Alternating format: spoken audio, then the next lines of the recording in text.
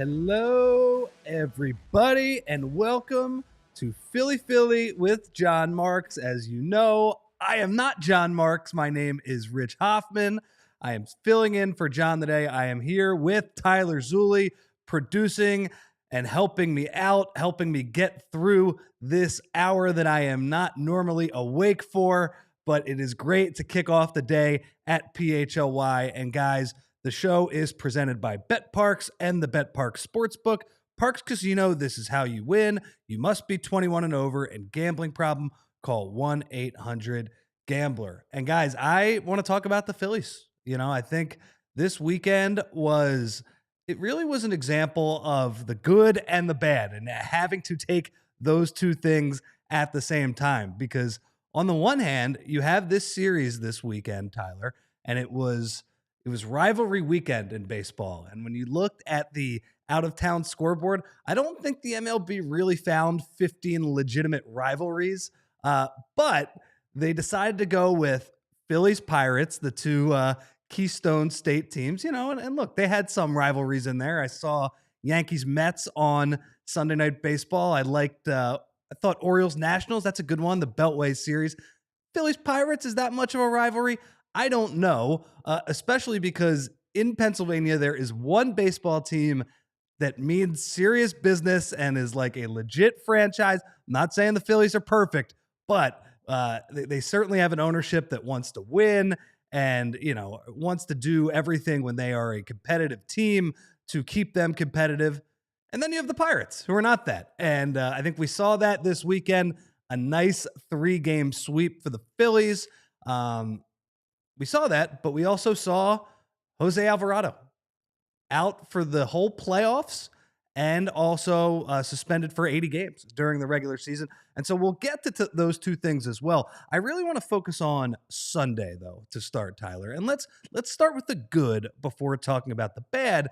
And the good is Mick Abel. I mean, man, Mick Abel was a guy, and Tyler, you know more about this than me because you're doing the Philly stuff at all times. But to me, Mick Abel was secretly one of the most disappointing parts of last season, where, it's clear that the Phillies' number 5 starters, their lack of pitching depth last season, now it didn't cost them in terms of they still won the division, they still won 90-plus games. They really could have won 5 or 6 more games if they had a legit number 5 starter or at least some depth behind them. And Taijuan Walker was the guy who took the brunt of the criticism, and that was fair, I think, last year. But secretly, down in AAA, they had this prospect who at the beginning of the year was considered, I don't know, like their second or third best prospect, but certainly among their top prospects, the guy who was closest to the big leagues. People thought at the beginning of the 2024 season, Mick Abel, if there were injuries in the Phillies starting rotation or poor performance, he would be the guy who gets the first call. He was, a first-round pick in 2020, had worked his way up through the minor leagues, was on a lot of those top 100 lists, and he was terrible, guys. I don't have his ERA in front of me right now, but it was over 6. He was walking everybody, just could not get anybody out in Lehigh Valley to the point where, the Phils were, every 5 days, they were lighting the game on fire in late July, in August, in September, and they're running out guys like Tyler Phillips, who I love, big Phillies fan, Eagles fan, local guy, love that story. He had a couple good starts, but then certainly tailed off. They had Colby Allard, another guy who, again, had a couple decent starts, but clearly did not have the stuff to be a number 5 starter for the Phillies. But the quiet disappointment was that they never called up Mick Abel because he didn't show anything in AAA. So he had a very difficult season. And so that is the context for he gets off to a good start. at the beginning of this year. So whatever he did over the offseason clearly is working because he's pitching much better in AAA. His walks are way down. He's kind of regaining his form and showing why he was a top 100 prospect. And the Phillies surprised us this weekend, Tyler. On Friday, Aaron Nola goes to the IL for the first time since it's been called the IL. It was called the DL back then in 2017. They sit him down because Aaron Nola has really struggled. They said that he had an ankle injury. I'm not sure. I'm curious what Tyler thinks about that. If we're buying that, or if they're just trying to buy Aaron Nola a little bit of time to figure himself out, because he is really struggling to start the year. And what the Phillies do is they say, Mick Abel, you are getting one start on Sunday. What we are going to do is we're going to put Taijuan Walker back in the rotation. But because we've had him pitching out of the bullpen, we're going to give him a little bit of time. We're going to give him a week and a half to get acclimated. So we're going to give Mick Abel the spot start. We're going to push everybody back one day. And Mick Abel yesterday, he gets the start against Paul Skenes, the up-and-coming star of the sport. And did Mick Abel outduel Paul Skenes? Kind of. I mean, the Phillies did not really get anything against Paul Skenes. If you haven't heard, Paul Skenes, pretty good pitcher, pretty good. Phillies did not have a ton of great swings against him, but they were able to scratch across one run against him, and that was enough because Mick Abel, with 6 innings, 9 strikeouts, I believe he threw 84 pitches, and 62 of them were strikes. What a performance. I mean, Tyler, I am a complete sucker for all of the shots in the stands of his family flying across country and then high-fiving and rejoicing in Mick having a great start. And I think the context of his struggles last season certainly makes that pretty cool. But Mick Abel showed everybody that even though he struggled last year, when he knows where the ball is going, he's pretty talented, man. He's got a bunch of pitches, and he is pretty darn good. So, Tyler, what to bring you in here? Good morning.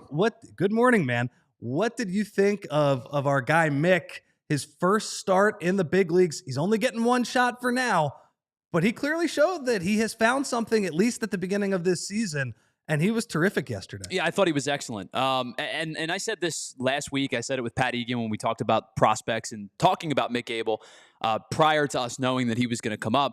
I had kind of given up on the kid a little bit, which was not fair to a 23-year-old kid. But you brought up last season, and you're right. He posted a 6.46 ERA last year and was 3-12 in AAA. And even probably more so than that, he gave up 119 hits in 108 innings, but also walked 78. He had a 1.8 whip last year. That's why he wasn't getting the call, because you brought up some of those guys. He's so bad. Taijuan Walker had a 7.1 ERA last season. Basically, everybody outside of Spencer Turnbull who made a 5th starter spot in the Phillies rotation last year was awful. Colby Allard had one good start, pretty much was disastrous after that.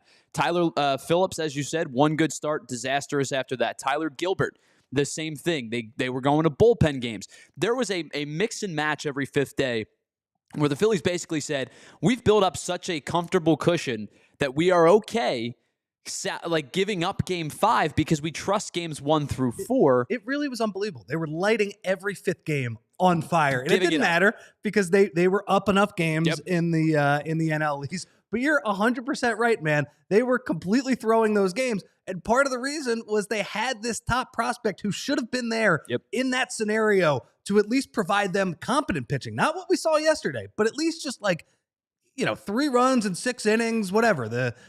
John always calls it like the Joe Blanton special. Yeah, with the quality start. Yeah, with Taijuan Walker, but he couldn't do it, as you said. Sure. And so yesterday you talked about it. He threw 84 pitches. I honestly, if it were 4 or 5-0, I'd have sent him back out for the 7th. I understand why they didn't. They don't. Yeah.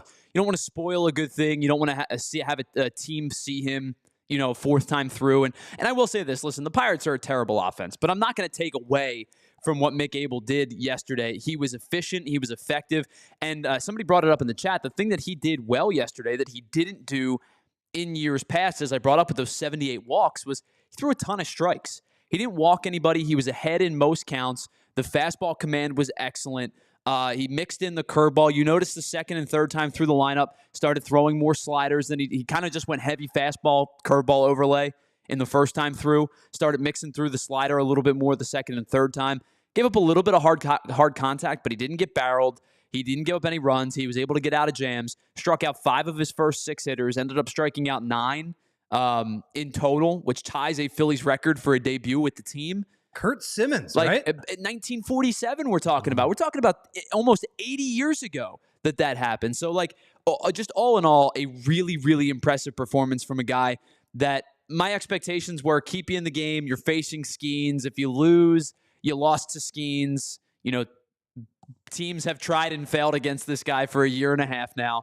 And he was awesome, too. I mean, tip of the cap to Paul Skenes. He was excellent. Yeah. Just not good enough in this game when Mick Abel and the bullpen were really, really good. Yeah. And for everybody, this part of the show is brought to you by GLAT Hair Restoration. Make sure that you call or text your photo to 610-980-4000 or visit glathairmm.com. And Tyler, I am curious now with Abel showing that he's back to at least being a person of interest, right? And not just a person of interest, but a person of interest who is pretty close to the big leagues. Could probably pitch in a big league rotation this year. With the news of Jose Alvarado, which we'll get to in a second. But it seems to me that the Phillies, they obviously have a hole in the bullpen right now. I saw you and Jamie did a great live reaction pod yesterday, and I saw that you mentioned, Dave Dombrowski was probably going to have to trade for one reliever like Estevez last year. Right. Now we might have to trade for 2. I guess what I am curious on your take, because I was talking to Jim Salisbury on the Philly show last week about this, is that the Phillies, so they have a hole in the bullpen, but as far as major league quality starting pitching depth, they're pretty good right now. Sure, man. I think you could argue if Aaron Nola, if he figures out the old ankle or whatever is ailing him right now, you have ankle. Yeah, whatever it is, stretch out the ankle, Aaron, and maybe in warmer weather that ankle will cooperate. But I think if Nola is here and gets back to where he was at, you have 8 guys who can reasonably pitch in a starting rotation. And Tyler, it's not just that there are 8 guys. 5 or 6 of those guys can actually get to a pretty high level too. I get it. Taiwan is a back-end starter probably at best. Nola's got to show that right now. So I think to me, one of the important things that Dombrowski and Rob Thompson and Caleb Cotham and this entire Phillies organization has to do for the rest of this season, because Jose Alvarado will not be a part of the next 80 games and also the playoffs, get to that in a second, is leverage that starting pitching depth in one way or another to fix this bullpen. I don't know if that's trades. Maybe you trade one of those guys to get a reliever. It might just be converting a couple of those guys to be a reliever. But as we know, you don't need 8 starters, especially in the playoffs. You need 4 max. So at some point, they're going to have to figure out which one of these starters is going to help them fix that bullpen issue. And that's something I'm excited to see, but it's also become kind of necessary for them as well. So your first 3 are locked, right? Wheeler's a lock, Sanchez is a lock, Luzardo's a lock. I think at this point, those 3 guys are your 3 best starting pitchers you have. And after that, you can start to have the conversation of which of these guys is able to help you in the postseason. Now, Aaron Nola has the postseason experience, and when he keeps the ball in the yard in the postseason, his numbers are excellent. In the games in which he doesn't give up a home run in the postseason, he's posted like a 2.8 ERA. In the games in which he has given up home runs in the postseason, he's up close to 4. So it's the same Aaron Nola you see in the regular season. It's the same guy in the postseason. He has the postseason experience. Now, Ranger Suarez is probably your Swiss Army knife in this conversation. He's a guy who has pitched out of the bullpen before in the postseason, got the final out of the NLCS, has been a closer for the Phillies in the past when they needed him to be. He's been your Swiss Army knife guy. I call him a weapon. I think he's a postseason weapon. So let me ask you a question. I agree, and obviously he has that experience. Contract year for him, and starters get paid more money than relievers. I'm curious to see, we saw Ranger on, he pitched pretty well on Friday night. He gave up the 3-run home run at the end. felt like he was pretty good the rest of the way. You know, he's smiling in the dugout. He's happy, all of those things. I believe Scott Boras is his agent now, He too. is. I think Yep. that has changed recently. Is that something that's going to be an issue, do you think? I've talked about Ranger being about the potential of him being the trade piece. I would not do it if they are in need of that swing gate type of pitcher, which it seems that they clearly are. I think the value to this season, when this is a team that has deep playoff aspirations once again, they're 10 games over 500 right now. They're in a really good spot. They're only half game back to the Mets all of a sudden. Like they've evaporated a five game lead in a week and a half.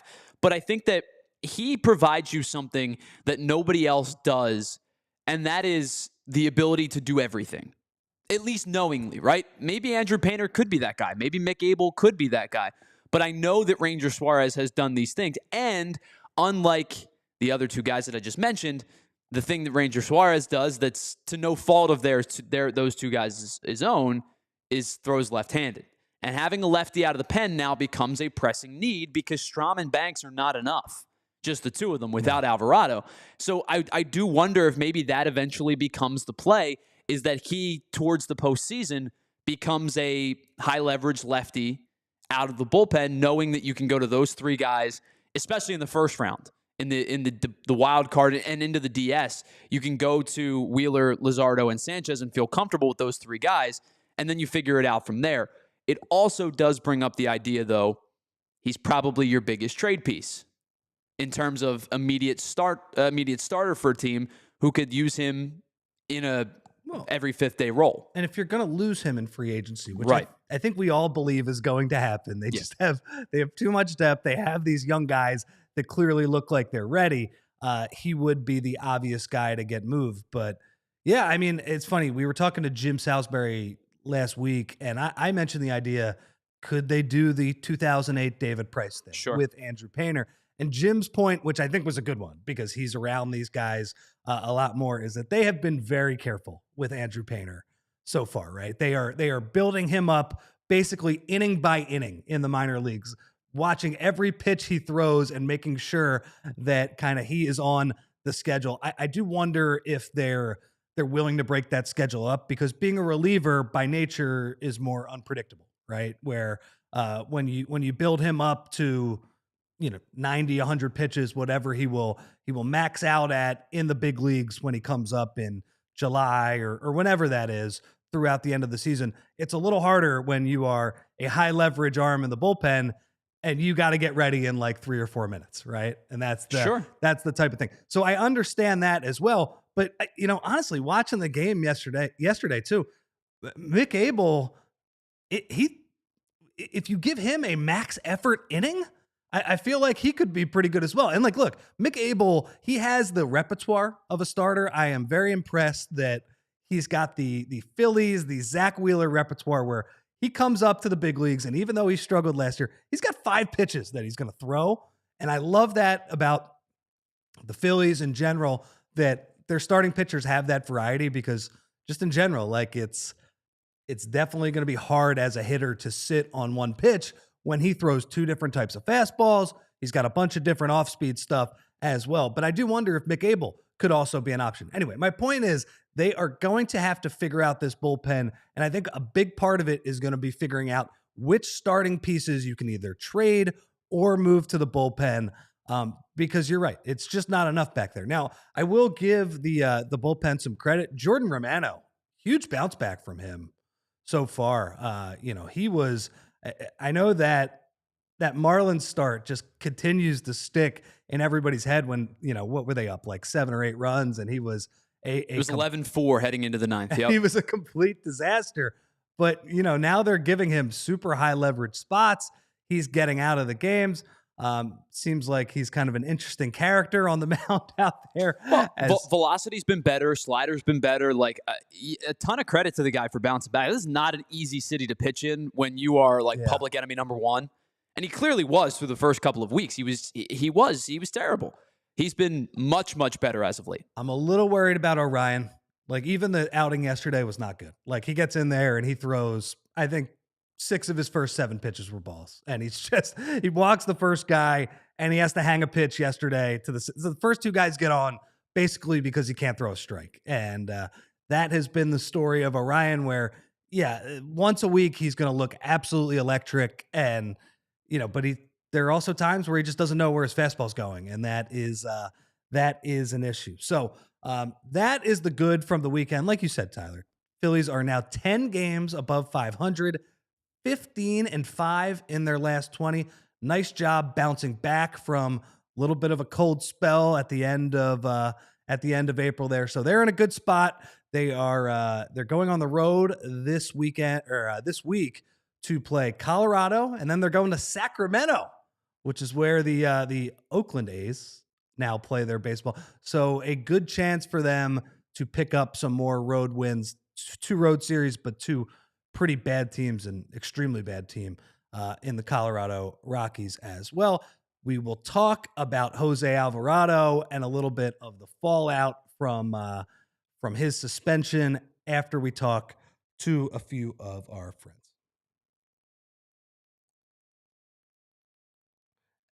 And first, we will hear from our friends at Empire Today. And guys, just like your favorite team needs a home field advantage, your home needs a home floor advantage, and Empire Today can help you get it. Empire Today has flooring experts, dedicated flooring professionals who focus on flooring every single day. And guys, we've all been to those big box stores. You wander endless aisles, and somehow you're the one that's hauling all of those materials home, looking for an installer and coordinating everything yourself. And those big box stores, they might have a flooring department, but the person helping you with the flooring may have been doing sinks yesterday, and they may be handling light bulbs tomorrow. And that is not what Empire does. They live and breathe flooring, and they will be with you every step of the way. With them, it's a whole different ballgame. They're flooring experts. They bring the showroom right to your home. You can pick the right flooring and the right colors for your space and see how it looks with your furniture in your house. A very convenient process. And with Empire Today, you get clear upfront and all-inclusive pricing, plus you can schedule installation as soon as the next day. Guys, nobody likes to wait. So schedule a free in-home estimate today, because some things are just better at home. PHLY listeners can receive a $350 off discount when using code PHLY. And yes, you heard that right, a $350 discount with code PHLY.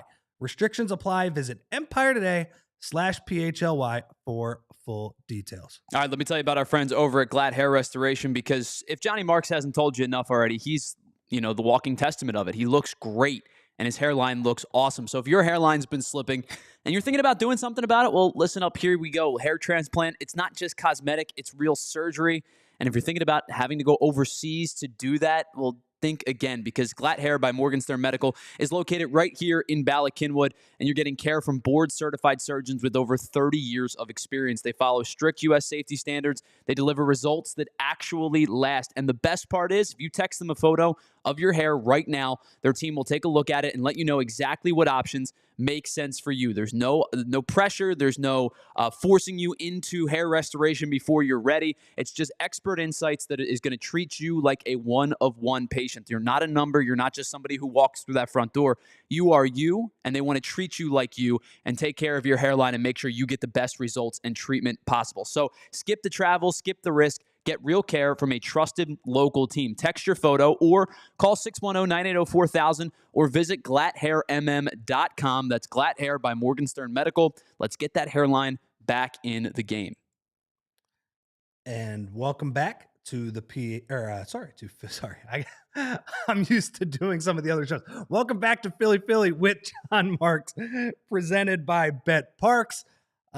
So let's get to the bad news now, Tyler. That is the Jose Alvarado part of the equation. And man, that was bad news to wake up to on a Sunday morning. And I will say, hand up, I did not know the exact punishment for the banned substance penalty. So when Todd Zolecki, I believe, I was on Twitter when this dropped, and Todd Zolecki basically took a screenshot of the MLB email that got sent out, and it was Jose Alvarado gets suspended 80 games for testing for a banned substance. So my initial thought on that was, oh man, that absolutely stinks. This is going to be a big issue for the next few months. But I thought, okay, it's something that the Phillies can get through. The big kicker, which I did not know, and this got further clarified, it was not in that initial email, is that it's not just the 80 regular season games. No, he can't pitch in the playoffs, guys. And I was like, oh man, it's just a complete disaster. Yeah, and it's rough, man. So it's funny, Tyler. The two PED suspensions that I am thinking of. One is in football and one is in baseball. Now these are Philly centric ones. The one that stood out to me right away. Do you remember the JC Romero suspension? I do.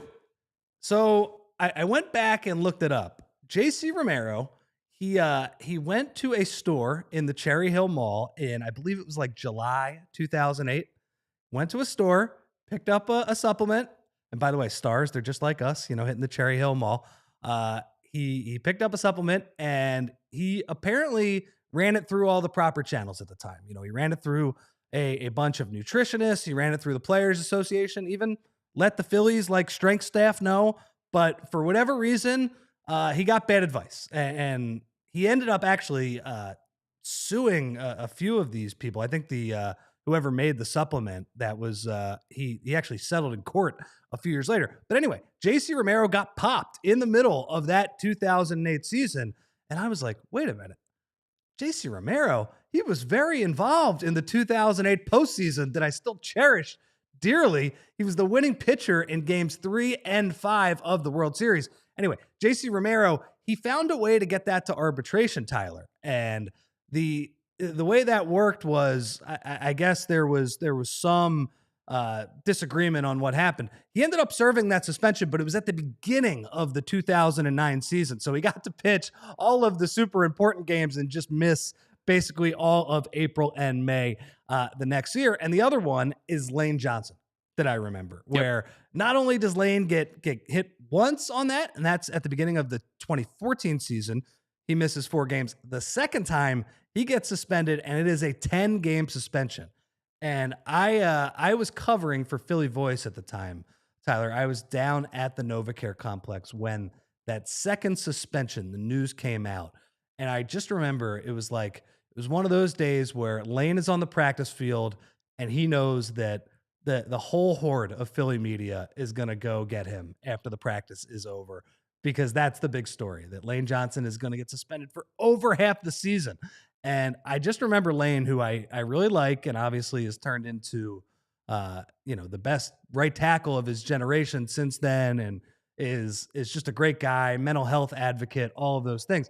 I remember how frustrated he was, and he kept saying these 2 words that stick out in my head, and it was Aegeus Shield. And nobody knows what Aegeus Shield is. I didn't know what it was at the time, but apparently that was the app that the NFLPA gave the players that he apparently ran the supplements that he was taking through, and he said that everything checked out. Well, it didn't check out, and Lane had to serve that 10-game suspension during the 2016 season. He's been okay since then, and that also that led to the line in Jason Kelsey's famous Mummers Super Bowl parade speech: "Lane Johnson can't lay off the juice." So those are the 2 that stand out to me. But yeah, Jose Alvarado, this is bad, man. I think, what was the exact thing that he tested for, Tyler? Do you have it? Yeah, it was something It testosterone. was a testosterone, exogenous testosterone, I believe it was. Yeah. And so, Tyler, I don't know exactly what to do with this, because on the one hand, if you remember in spring training, everybody was talking about, wow, Jose Alvarado looks great. He's lost a lot of weight.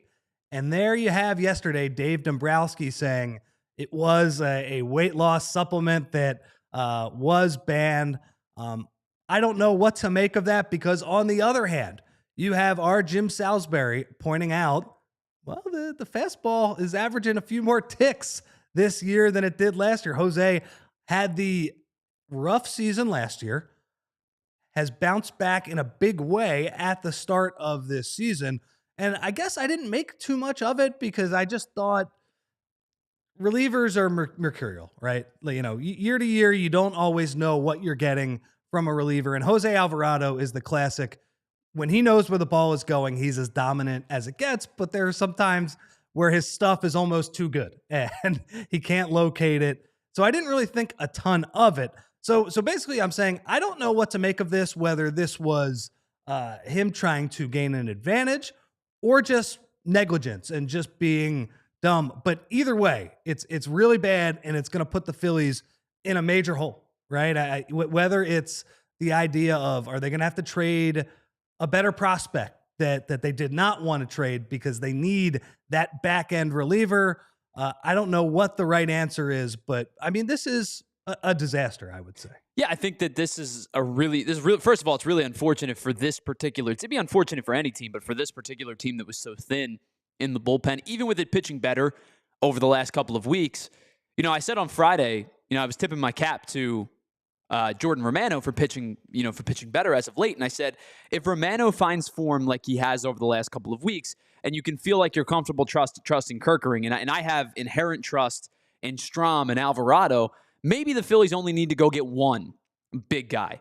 And now instead, they probably are going to have to look to go get two. And I don't know if there's an immediate answer or if they're just going to try to hold their heads above water until they get closer to the trade deadline. But I do think that this is a huge blow, right? I mean, it would have been a loss if they would have lost anybody really in the high leverage portions of their bullpen. But Alvarado specifically is their most elite stuff guy out of the pen.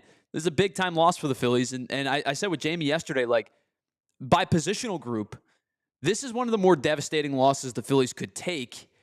Like, the only guys that would have been worse would be like, if this was Zach Wheeler, it would be obviously massively problematic. If this is Kyle Schwarber or Bryce Harper, massively problematic. But in terms of the bullpen, he might be the fourth most important guy on the team. Right. That's what I mean. Because of the nature of your depth. Correct. In the bullpen, right? It's not just losing one bullpen arm, it's losing your most important bullpen arm. And there's that loser Mets fan in the chat calling him Luis Alvarado is what he's saying. It wouldn't be a bad joke if you called him by his first name. It's Jose, my guy. And also, you loser Mets fan, you would think $765 million would at least buy a guy who can run the first base hard as well.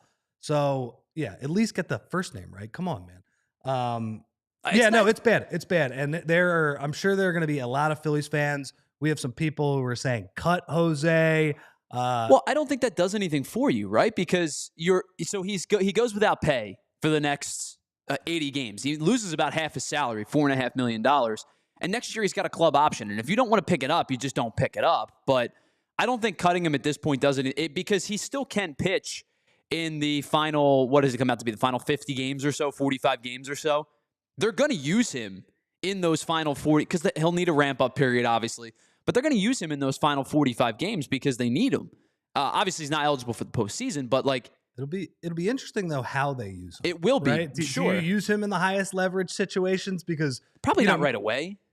Well, my thing though is like you can't make him. I understand that they've been mixing and matching, like they don't have a defined closer, but if you get to September and let's say you're playing for the division, you're battling with the Mets for the division, and that's going to be important, obviously, but you're basically assured of a playoff spot one way or another.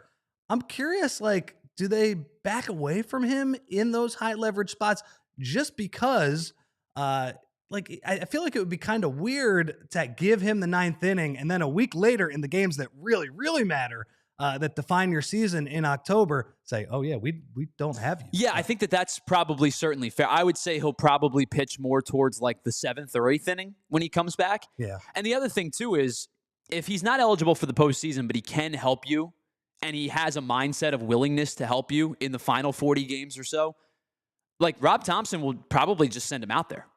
Like they're going to use him a lot, because they're not saving him for anything. So if he can get meaningful outs in the last 45 games and help you beat the Braves or beat the Mets or win a game against another wild card team or whatever the case may be, and Alvarado can help you in that spot, they're just going to say go out there and throw. Yeah. Throw as hard as you can for as long as you can, because come October 15th or whatever the postseason starts, you're not eligible anyway. Yeah. So you're right. Like they're not gonna structure their bullpen to leave themselves handcuffed in the postseason, but I do think they're gonna use them quite a bit. Yeah. No, I get that. And we have Scott in the chat who makes the point, if you presented the facts to an impartial observer, a reliever who follows up a bad season with an increased velo rate and strikeout rate, and then is caught taking PEDs, there's not a whole lot of mystery or ambiguity about what happened. Scott, I agree with that. I just don't know exactly what happened. But it does go to show that, like, is there a chance that this better version of Jose Alvarado, was it because of what he was taking? Yeah, maybe. Yeah, it's possible, for no doubt. sure, right? I do understand that point of view, and I'm not gonna take that away. I don't know exactly what happened here, and I'm not gonna say it with confidence, but I do understand that, and I think what it ultimately boils down to for me is that regardless of this, whether this was negligence or actually cheating, I'll say that word, cheating and trying to get an edge, you are responsible for what you put in your body, and whatever the answer is, it's just not good enough from Jose Alvarado. So yeah, that is a killer, and it does go to show, like at the beginning of this season, Tyler, like we were banking on Jose Alvarado bouncing back, but I don't think we thought of him after last year as he was going to be the anchor of this bullpen, because we just didn't know what we were going to get after last season. So they have some work to do, I would say. Like Dave Dombrowski, Sure. His off season, there have been questions about what he's done. All right, he's going to need to bolster this bullpen during this season. One other thing I wanted to get to. I think that question was already being asked regardless of this scenario, right? Like we were already in consideration for they're going to have to do something towards the deadline. Yeah. No, I agree. Okay, so one more thing after Alvarado. I got to say, man, I was at the game on Saturday night, and great night for a ball game. Zach Wheeler gem against that overmatched lineup, as you mentioned. Bryson Stott goes deep. So nice night at the ballpark. They got us in and out of there pretty quickly. Not as fast as they did on Sunday. I believe Sunday's game was like an hour 59 or 2 hours and 1 minute. Yeah, I don't know. Shortest game of the year. For the Phillies, sorry. Shortest game Zalecky had it as the shortest 9-inning game since 1998. That is pretty crazy. So anyway, I went to the game on Saturday night, and walking around the ballpark, one of the things that I was just like stunned by, there's a lot of Pirates fans, man. Like they travel. And by the way, I hate Pittsburgh as a city. You probably dislike them more, because I have a bunch of friends who really dislike them because they went to Penn State, right? And you deal with those fans. There's actually a story I always have that one of my cousins told me, where he was at some party at Penn State, and some guy who was a Pittsburgh fan was like, City of Champs, just yelling at him. And he's like, all right, dude, like, can I get my beer from the keg, like, or whatever? Like, I'm not really trying to argue with you. So that guy's probably in a rough spot. I don't like, obviously, Penguins, one of my least favorite teams for sure. That is like a top 5 Philadelphia rivalry, in my opinion. Sick of the Steelers winning a bunch of championships, especially when they were in play in kind of the late 2000s, early. Now, I enjoy that the Steelers are now a team devoid of imagination, and they just go 9-8 every year, and they get their butts kicked in the first round of the playoffs. I enjoy that. But the Pirates, that is just a team with an owner. I believe his name is Bob Nutting is his name. They don't spend any money, Tyler, and it feels like they have this generational young pitcher in Paul Skenes who is just throwing gas. And you see guys like Kyle Schwarber and Bryce Harper, they're just not even getting any good swings against him. And all of MLB is saying, why don't you just trade him now? Because you're not going to re-sign him. And it just goes to show, like, man, like that is an organization that just has, if I was one of their fans, I would be absolutely disgusted. So my point is, I was surprised at how many Pirates fans there were, considering how bad the team is. I will say this. I talked about this a little bit on Friday's show. The Pirates fans are really good fans. The Pirates fans want winning more than anything, and obviously every fan base wants winning more than anything, but this is a fan base that's stuck around with an organization, as you brought up, that has not spent a lot of money over the last probably decade. So you brought up the time at Penn State. So I was at Penn State from fall of 2012 until spring of 2016. Well, 2013, 2014, 2015, the Pirates were good all 3 of those years, and the Phillies were terrible, like absolutely dreadful. And even in 2015, like the Pirates were one of the best teams in baseball. They won 98 games, and just unfortunately, I believe it was the Cardinals won 100 that year and won the division, forced the Pirates into the wild card round. But since that time, the Pirates have had one winning season, and they were 82 and 79. They've won 78, 75, 69. They were 22 games under 500 in the shortened 2020 season. 61, 62, 76, 76, and they're on pace to play about 32% winning percentage this year, which would maybe be the worst of all of them. They've also, over the last 5 years, ranked 21st, 24th, 30th, and 27th in payroll. I mean, that's an organization that's just not committed to winning at all. The Phillies have had ebbs and flows of winning and losing over the last 2 decades. Now, granted, it is the losingest franchise in the history of baseball, so maybe I'm being a little bit hypocritical here, but let's say it takes since 2000, they've had ebbs and flows. They were good in the mid-2000s through 2011, then they were bad in the 2010s, and then they're good again in the late 2010s into the 2020s. It's the ebbs and flows of sports.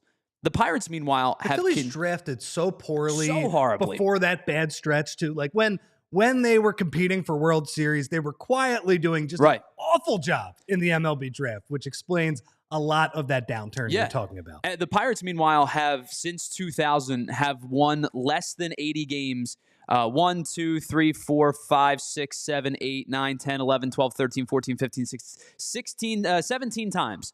Not including the 45-game season or the 60-game season in 2020. They've won less than 80 games. I mean, you would talk about an organization that is just absolutely not committed to winning and spending money. I feel terrible for Pirates fans because they are a good fan base. They love their Pirates baseball, and they have been really kind of discredited as a fan base because their organization's a disaster. So there was a piece, and we'll get to our ads in a second here. There was a piece in The Score a couple months ago. It was this guy, Travis Sawchik, who's a pretty well-known baseball writer. And he looked at how much each team makes and how much they spend. And he called it the Scrooge Index, where he looked at how much money that the teams are spending. Basically, Steve Cohen is the outlier. He just spends so much of the Mets revenue. But the Phillies are among the highest spending teams, even when you look at their payroll versus their revenue. They're spending about 56% of what they make, and that's pretty high. The Pirates are spending 41% of what they make, and so they are a very profitable business. It's just a bummer, and it's funny. A lot of the average baseball fan might say the Dodgers with all of these deferred contracts, and I kind of agree with that pushing that money out so far. I'm not sure if I completely, again, it's by the rules, and I'm not begrudging the Dodgers by trying to get an advantage, but yeah, that's not great. I would argue teams like the Pirates, teams like the Rays, teams like the A's for a while, they're just as big of a problem because they need to spend more money and care more about their baseball teams. Luckily in Philadelphia, I kind of make fun of John Middleton for his, bring me my trophy and trying to be, he has a lot of main character energy when I don't think he really needs to do that. But the one thing I will say about John Middleton is that he has spent a good bit of money on this team, and he clearly cares about winning, which is much more than you could say about the other professional baseball team in Pennsylvania. Okay, we will be back with a couple more things, maybe a little more baseball, but we'll hit maybe some of the NBA and NHL playoffs as well as another parlay. But first, we will hear from a few of our friends. And guys, first, let's talk about our friends at Rothman Orthopedics. And let's talk about getting you back to what you love. So if you are a weekend warrior like me, just trying to keep up with the kids, you know how tough it is when your body doesn't cooperate. And that is where Rothman Orthopedics comes in. Whether it's pain from playing your favorite sport, an old injury or just old age, catching up. Rothman's team of experts is here to help you, like my buddy Devon a couple of years ago when he tore his Achilles. With evidence-based care and a mission to restore your mobility, they'll get you back on your feet and back to doing what you love. Don't let pain hold you back. Visit rothmanortho.com/PHLY to schedule your appointment today and get back to being your best self. Rothman Orthopedics, where getting you back to your game is their mission. And guys, for more than 50 years, Rothman has participated in thousands of groundbreaking research and clinical trials with the goal of advancing knowledge, developing treatments, and improving outcomes for the benefit of their patients. There are locations all over the Delaware Valley.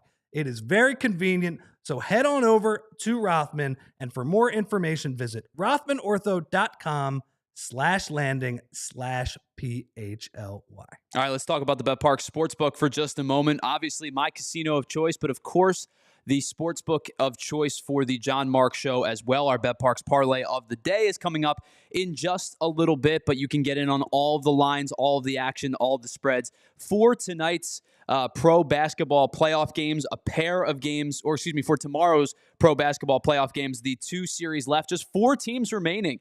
And the one series, Rich, looks like it's 2 high-flying, fun teams, and the other one is 2 teams that are going to beat you up into submission. So we'll see what happens in those 2 series. But you've got pro basketball, pro hockey, pro baseball's in full swing. Don't forget, it's never too early to get your futures in on college football or pro football or whatever the case may be. You can do it on the BetParx Sportsbook app. You're going to get incredible odds boosts throughout the week and throughout the day. And all you have to do is sign up as a new user. You'll get those super odds boosts throughout the week. BetParx.com has all of the terms and conditions. You can get in on all of the props, the player props, the futures, the parlays, spreads, teasers, whatever you want to bet. It's in the palm of your hand with the BetParx Sportsbook. So download the BetParx Sportsbook and online casino right now. And you'll get some of those super odds boosts throughout the weeks and then throughout the months as you become a new user. BetParx.com has terms and conditions. Must be 21 and in PA, New Jersey, Michigan, or Maryland. You play for fun. You love to win. You bet BetParx. Gambling problem? Call 1-800-GAMBLER. Speaking of BetParx, we will now go to our BetParx Parlay of the day. Tyler and I were cooking this up before the show. We will show you what we have. We have a couple baseball bets, I believe, tonight, Tyler. Yeah, so I'll start here with a play that I like. And this is one that's a little off the grid, but it feels like it should be a win today. The Twins and Guardians get set to start. Now, granted, I will say this, Rich, John and I do this every day. We have had intermittent success. So when John is hot, I am not. When I am hot, John is not. So our parlays have not been great over the last couple of weeks. But I'm going to head on over to the AL Central as the Twins and Guardians start a series today. The over-under is set at 7.5. In fact, I'm going to buy it up a run to 8.5. It's still minus 162, but I'm going to take the under 8.5 in this game tonight. The last time these two teams played, 3 of the 4 games went under 8.5. And in fact, the highest scoring game in those 3 games was 7. Now, there was an 11-1 game in there, but 3 of the 4 games is good enough sample size for me. The Twins won 13 in a row before losing to the Brewers last night, but 8 of those 13 games went under 8.5. And since their White Sox series back on April 22nd, under 8.5 is 17 and 8 for those Twins games. Now, meanwhile, the Guardians in their last 9 are 7-2. The under 8.5 is in those games. So for this one today, Rich, I'm going to take the Twins and Guardians under 8.5 at minus 162. So that was a lot of well-reasoned analysis. Which means it's absolutely going to lose. And I'm not going to offer quite as much as that. I just watched the Phillies get shut down by Paul Skenes yesterday. And I feel like going to Coors Field, they're getting on a flight. They might be a little bit jet lagged for this one, but they are facing Kyle Freeland tonight, the lefty for the Colorado Rockies. I think they're okay against lefties. I think, Kyle Schwarber might have a home run in him. I cannot believe how good Kyle Schwarber is against lefties now. It is crazy for someone to improve this much as an all-around hitter in his early 30s. Anyway, I think the Phils are going to score over 6.5 runs tonight, and I think they win kind of easy after dealing with the ace yesterday. A little bit of a sigh of relief. Maybe first time through the order, they don't jump on the Rockies, but My guess is they get close to 10 tonight, so I will take over 6.5 runs for your Fighting Phils tonight. I think they cruise to a win. And good news, Rich. My bet since I looked at it has actually dropped a couple of points. It's minus 157 now. You're at minus 103. You put these two together in a parlay for a plus 225 parlay. Come on, join us. Yeah. So that will be the Phillies game tonight. I'm trying to think what else. Oh, Tyler, did you see? Let's throw up that Stephen A. video of the Maple Leafs, because I always I've talked in recent years. The Toronto Maple Leafs remind me a lot of the hockey version of the Philadelphia 76ers, where they just can't get out of the second round. They have all of these talented players. I know Joel Embiid usually deals with the brunt of that criticism in Philadelphia. I would say Austin Matthews and Mitch Marner and, all of these guys. It's just a very frustrated fan base. But I will say, as much as a big deal as the Sixers are in Philadelphia, and as frustrated as everybody has gotten at this time of year, as they have continually fallen flat against anybody with the pulse in the playoffs, the Maple Leafs, it's kind of a bigger deal. That's like Canada's team. It is the center of the hockey universe. And man, they get to a game 7 against anybody that's good, and it's just a disaster every single time. Yeah, and last night was just another example against the Florida Panthers. Toronto Maple Leafs right there are the Dallas Cowboys of the NHL. The Dallas Cowboys of Canada. Just failures on an epic level every year. It's funny. I saw some videos. So the area around Scotiabank Arena, which I knew well, I covered the 2019 Raptors Sixers series. They called that Jurassic Park when the Raptors were playing. And obviously there were always the shots of people going crazy outside when it was a Raptors home game and when it was a Raptors road game as well. I think they call it Maple Leaf Square when the Maple Leafs play. The energy compared to that Raptors run when they win the NBA title and during these Maple Leafs flameouts, I mean, it just looked like the saddest place in the world last night, man. And it just feels like the energy is so toxic. They have, their fans are throwing Austin Matthews jerseys on the ice. It is, it's a bummer. I mean, they had Craig Berube in there. Berube, I don't know exactly which one it is, but he is kind of a new character. I believe they fired, the guy's name was Sheldon Keefe, after a bunch of playoff failures there. Well, the Chief did not fix it, Tyler. It's funny though. They had a great game on Friday night. They win 2-0. It's like a very tight checking game, but they only gave their fans more room for disappointment because they dealt with 2 6-1 losses sandwiching that nice game. I remember the Raptors. You bring up the Raptors series. I was working at the Fanatic at the time, and I remember that shot going in and all of us kind of in the studios just being in disbelief, but it was still a team that we felt comfortable with. Was it the following year or 2 years later? Whatever game 7 against the Hawks was. It was Father's Day. I remember exactly where I was sitting on the couch with my dad watching the game. Sure. And I remember him and I looking at each other and just being kind of broken as Sixers fans. Oh, yeah. I remember that was kind of the nail in the coffin for me, is like, this iteration of the Sixers feels like they're cooked, because there's no explanation as to why you lose a series to the Hawks the way that you did and lose game 7 the way that you did. And I look at Maple Leafs fans and I wonder, are you all insane or are you just really incredible fans? Because at some point that feeling has to set in the way that it did for me with the Sixers, where it was like, this team can't hurt me anymore. I've been hurt enough where I get my hopes up every year. The Sixers were they the 1 seed that year? Were they 2 seed? They were the 1 seed. I think they were the 1 seed. The year they lost to the Hawks, now, it was a little bit of a Mickey Mouse 1 seed because that COVID year, teams were losing half their guys for weeks at a time. But they were good. They were good, and that Hawks team was not that good. Yeah, and that series, I remember, between Kevin Huerter setting the world on fire and then the Ben Simmons shot that'll forever be etched in our brains, like that changed my brain as a Sixers fan, maybe forever. And I have to feel like Maple Leafs fans have to be in this spot at some point. And Nick is talking about this in the chat. I will give the Leafs some credit, whereas compared to the Hawks in that one Sixers series, it does feel like the Leafs generally run into a tough team in the first couple rounds. It seems like Yeah, I mean, how many years in a row did they have to go through Boston? Boston, who's always been a good team, and now Florida is, the defending champs at this point, and they're very talented. So, I think that division was much tougher than the Metro this year. We'll see what happens with Carolina. I will be rooting pretty hard for Carolina in that series. But yeah, they just can't get it done. And I feel like that is the story for the Leafs, where they're in the mix every single year. Like the Sixers, throughout those 5 or 6 years, they were always a 2 to a 4 seed. They were the 1 seed against the Hawks that one year, but they were always a pretty good team. They were always good enough to just get through the regular season. That was never an issue. But whenever they faced one of those teams in the playoffs that was any good, that was as good as them, they just could not get past them.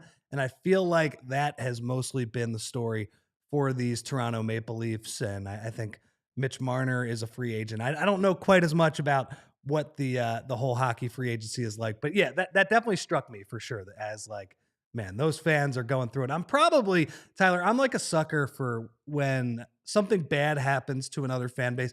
I might go on YouTube and listen to a little Toronto talk radio today, Sportsnet, and see what they're saying. And if their fans are freaking out, because they're just feels like Groundhog Day with them. Real quick, I did want to touch, we are talking a little bit of hockey here. The Flyers on Friday after the show, they introduced Rick Tocchet, and it felt like, it seemed like pretty clear that they were selling him as John Tortorella, the good parts, the culture, the structure.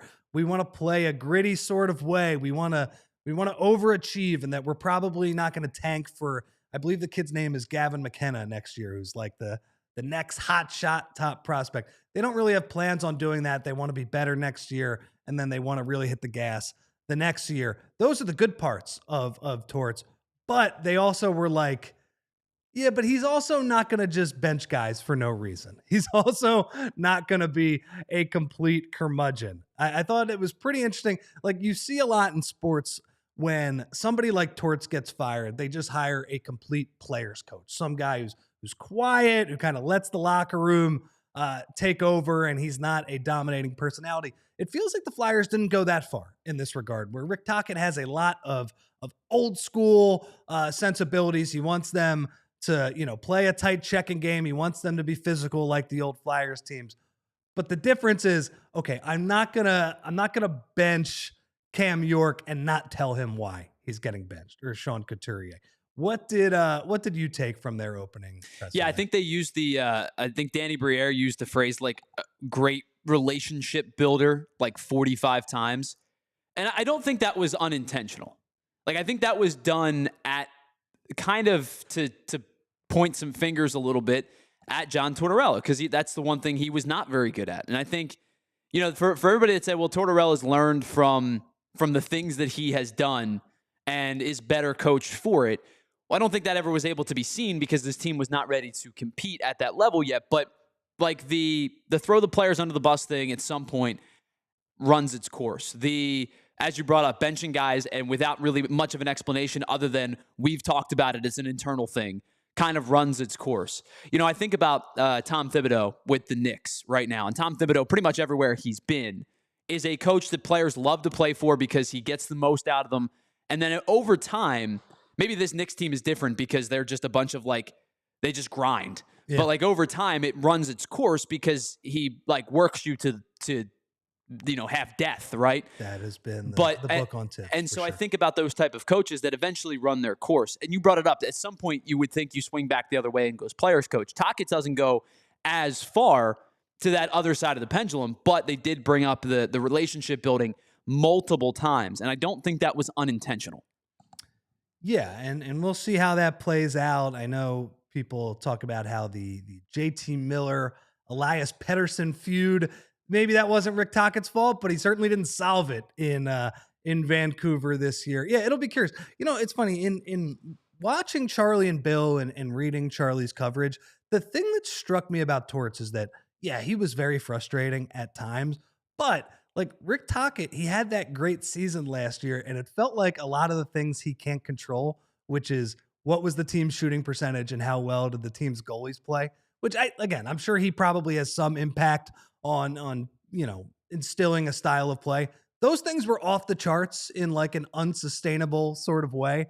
Whereas Torts, I get that he was frustrating, but the Flyers were a disaster in those two regards. And guys, if you want to watch the final few minutes, come head over to allphly.com and join us in overtime for the last hour, or for the last few minutes of the show. Thank you to Tyler for letting me know about that. I would have forgot. Yeah, I don't know. It felt like Torts, from a style of play perspective, did a pretty good job, where if you look at kind of the possession numbers and all those things, the Flyers were actually pretty good, but their talent level did not allow them to be a good team. So I am curious to see how that will turn out. I mean, the idea of hiring an old school Flyers coach, I understand why that frustrates people. The idea of, man, are they just running back the same old thing again? Are they a little too insular? In fairness, with the head coaches, they really have not done that all that much over the last decade. Berube is the only one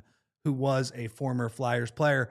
I would like Rick Tocchet to succeed. Like, the idea of an old school Flyers coach being the one to bring them back to prominence, I think would be pretty cool. But is he the right guy?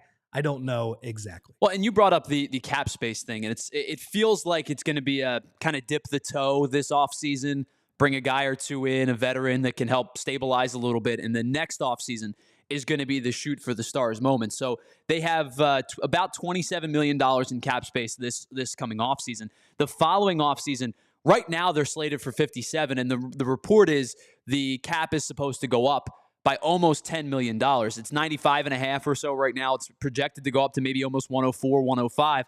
So if they have 57 already, they're almost looking at nearly $70 million in cap space for the 2026-2027 season. Now, obviously, guys, certain contracts are coming off the books. You have to consider, are you re-signing, some of these guys to extensions on your roster already? But you're going to have a lot of this flexibility, because for the next few years, like, your best player or your most important player is making less than $1 million. Matvei Michkov for the next 2 seasons is at $950,000. He doesn't become an unrestricted free or a free agent until 2027, 2028. So you have some cap flexibility over the next 2 seasons. Again, I think they'll probably dip the toe in the water a little bit, maybe get a veteran goalie to stabilize a little bit. They need somebody. And they're then goaltending unsustainably. In 2026, 2027, I think that's where they go for the star. They try to recruit the star player. We'll see. And I think the unspoken part of the Rick Tocchet hire is, like, they need to do a better job picking and developing the players, for sure. Like that, he needs a better team to work with. Hopefully that happens over time. So we will see what happens. And you think about, too, like the coming years, your hope is that Michkov clearly looks like the player he's supposed to be. And then you add like Lechenko to the mix in the next couple of years, Barkey to the mix. Does Bonk make the team in the next couple of years? You know what I mean? Like, those guys that you have highly touted over the last couple of years as prospects, you have to start thinking about, right? Are they part of the long-term success? Because if they are, that's great, because they're all going to be making relatively cheap money, for the next couple of years. That's where you can go, as Brett Brown once said, star hunting. Sure. And they have 1 million picks over the next couple drafts. I think they have, did I read that right? They have 7 picks in the first 2 rounds this year. So hopefully, you don't even have to go 100% on those. Go 50%. And I feel like you are very much in business. Tyler, man, that was fun. Things kind of flew by today. I appreciate everybody being nice in the chat for the most part as we start our week. Is John back tomorrow? No, it'll be me and Bill tomorrow, and then John's back on Wednesday. Got Bill tomorrow. So I talked hockey today. Maybe Bill can talk some hoops tomorrow. We can all get out of our comfort zones a little bit. It's funny, man. I feel like for PHLY, it's a pretty good time for all the teams. Like, Super Bowl champs are leading the way for sure. Phillies, we'll see what happens, but certainly going to be an interesting team all summer. I think we all expect them to make the playoffs if they stay relatively healthy. Flyers just hired a new coach, and they got some young guys who are pretty exciting. And the Sixers were the one team who we thought, like, this could be going the wrong way. It certainly was not that much fun to do a lot of those post-game shows in March and April, but they kept the pick, and at least we have something to talk about over the next few months. So I'm sure whether it's Bill tomorrow or John, following up over the next few weeks, there will be plenty to talk about at PHLY. So thank you to everybody in the chat who listened, who watched and listened along. My name is Rich Hoffman. Thank you to Tyler for handling everything and shepherding me along my maiden voyage on the Philly Show. Maybe we'll do this again at some point. Have a good day, everybody. We all silly like the mayor.